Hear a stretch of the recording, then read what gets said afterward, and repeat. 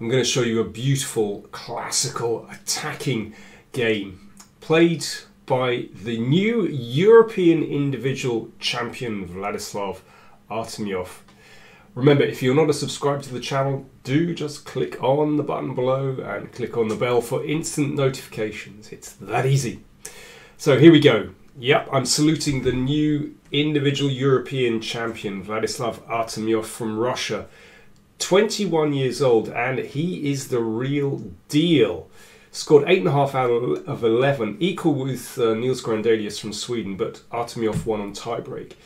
And Artemiev is just having the most incredible year so far. He won the Gibraltar Masters. He scored 6.5 out of 8 for Russia in the World Team Championship. He is obviously the real deal. Hracek said after the World Teams, well, we found our new Kramnik, and I tell you what, he is going places. He's rated 14th on the live list, 14th in the world on the live list, and he seems to combine very dynamic attacking play with great technical skill as well. That kind of classic Russian combination, you could say. So let's get into this game. Artemiev against Hracek. And it's a very classical start. It's a semi-Tarrasch. And Artemiev looks like he wants to play against an IQP. So here, for example, knight takes d4 is a reasonable move. But he plays pawn takes pawn. Now this position can also arise from a Panov-Botvinnik-Caro-Kann variation. It doesn't look like white has very much in this position where the pawn structure is symmetrical, but in fact white's extra move allows him to take the initiative, and I have some experience with playing this position from the white side, and it's actually very, very pleasant to play. It seems like you get an initiative for free. But every move counts. You can't mess around here. So, you know, if you allow the bishop to come to g4, so, you know, rook e1, then bishop g4 is actually not bad for black at all. But knight e5, crucial move. Hit the outpost straight away. Bishop d7, and now black, you can see black's piece is already a little bit passive. Bishop f4 is possible there, but bishop g5 is fine. It's interesting. I mean, the way that the game continues, you'll see what I mean when I say that black falls into a very passive position. It's very hard to find counterplay. This position was reached in the game between Hübner and Petrosian in their candidates match in 1971. And Petrosian, he understands these positions. He actually exchanged pieces here, and which resulted in, I'll just look at this very quickly. It's resulted in a poor endgame for him. But at least it was an endgame where he understood the defensive task involved. So the game went like this. Let me see here, and so on. I've been looking at this game recently. Basically, white is better here. There's no doubt about that. That variation, by the way, was practically forced after the exchanges. White is better. Bishop is strong. The rook is on the 7th rank. Rook number 2 is about to come into the game. But at least black has a clear defensive task, and Petrosian succeeded finally in drawing that game. Compare that with the game where Hracek, well, we'll see what happens. So white's moves are very simple. He's just played his knight to the outpost. He's got his rooks on the open files. And here it's already difficult for black, actually, to know what to do. a6. And now Artemiev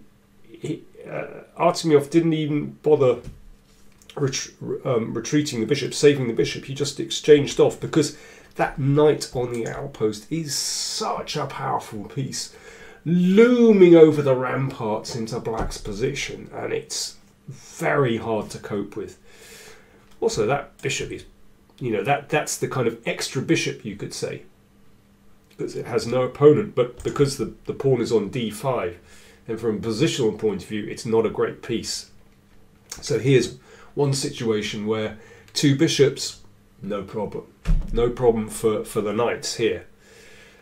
Queen f3, very natural. He could play rook e3 here, but Artemiev just puts the brakes on for a moment with h3. Useful to give his king some freedom from the back rank. As we'll see, the rooks are about to come onto the third rank. Bishop d8. Now, it is very hard to give advice for black in this position, but bishop d8, I have to say, I do not like. Split rooks. Don't like it. From a tactical point of view, it's not good.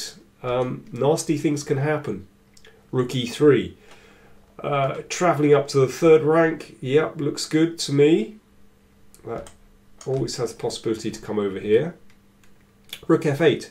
Well, with the rook on e8, it's a tactical liability, as it's not supported by its brother over there. But also, that f7 pawn, of course, it wasn't possible to actually move the knight because f7 was on prise. White doubles on the e-file. You just compare these beautiful rooks to those. Queen b4. Okay, black is seeking counterplay. And that keeps white on his toes. Queen f5. Good move. There you go. Hitting the rook, which now has to move. Can't move this bishop away here because f6 is on prise. I mean, all white pieces are in play. This is such a nice position. Rook has to go in the corner. That's not a good sign. Now I'm going to return to this position because there's some fascinating stuff going on here. But Artemiev just put the brakes on for a moment with rook d1, protecting the d pawn.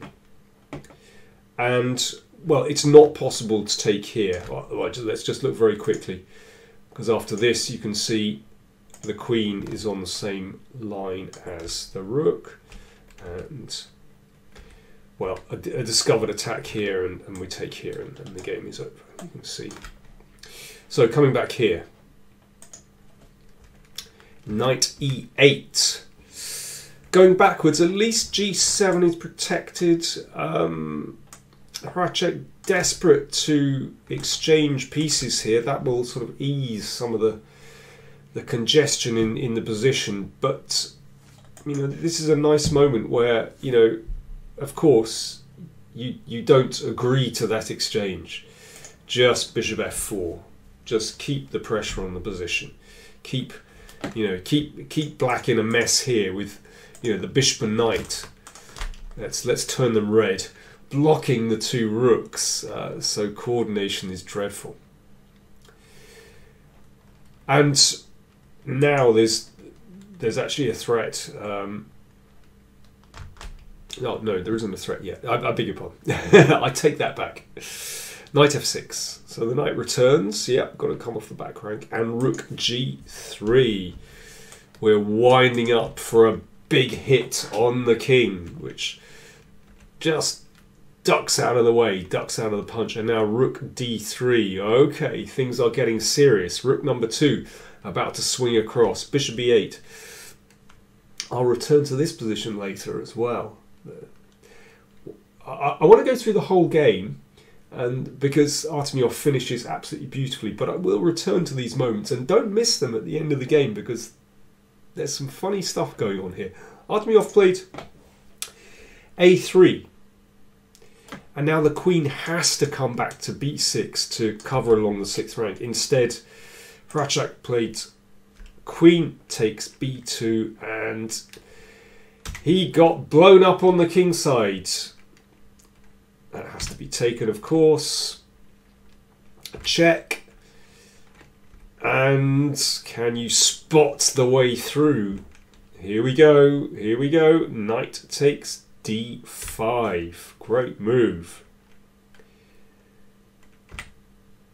And bishop h6. So the point of just distracting the knight here is that the defence rook g8 would be met by this. Now the g4 square is available, so we have queen g4 check and a simple met on g7. Thank you very much. So after bishop h6, threatening the rook, threatening more to the point, bishop g7 and mate. Bishop f6, covering g7, and now, well, a simple but elegant finish. Queen takes f6, so that was the final move of the game, because if knight takes queen, check. There you go, something out of Paul Morphy's games. And the rook, bishop and knight, well, in this case, just the rook and bishop deliver checkmate. Fantastic stuff. So, a wonderful game by the new European champion. But let's go back, because he missed a couple of really nice ways to finish the game earlier.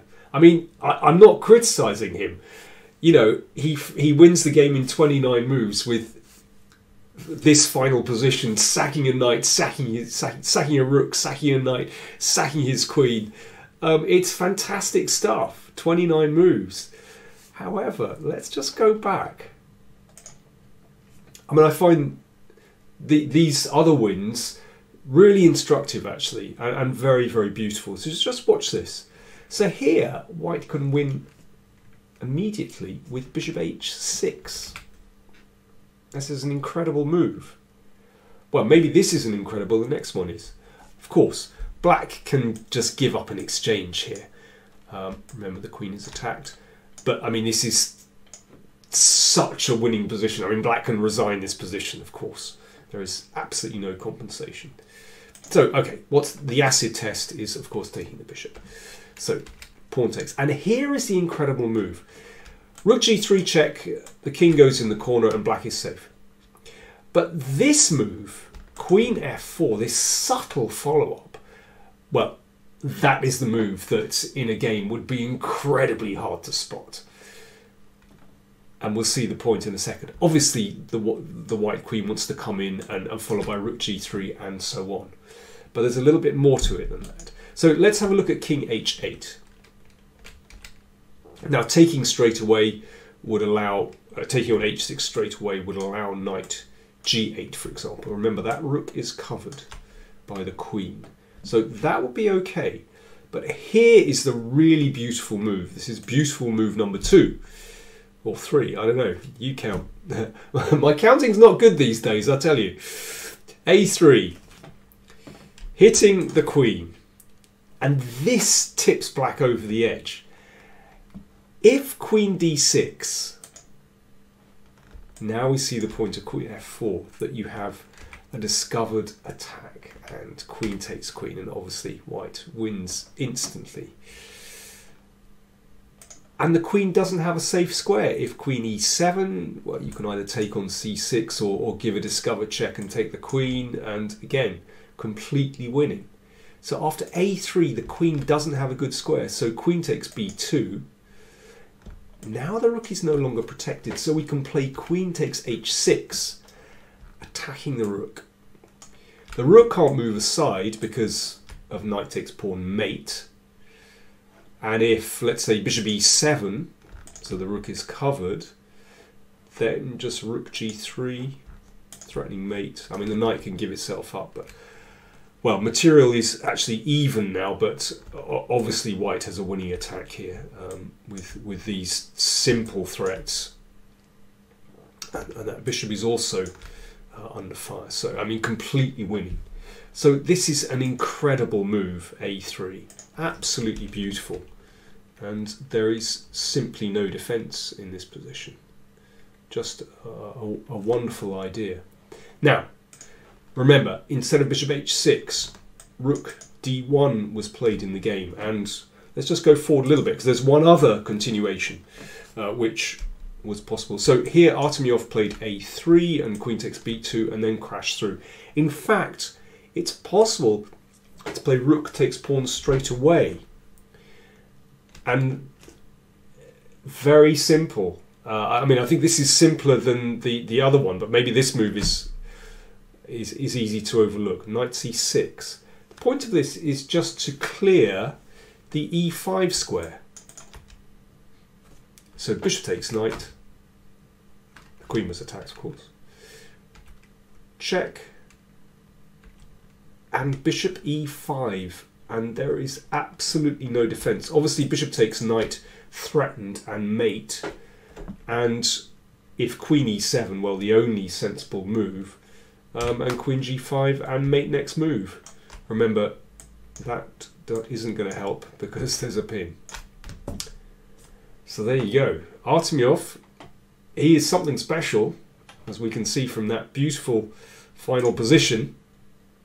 But there were 2 wins that he could have had earlier. I mean, they're very tricky to spot, but I particularly like bishop h6. I think that is really elegant. Absolutely beautiful stuff.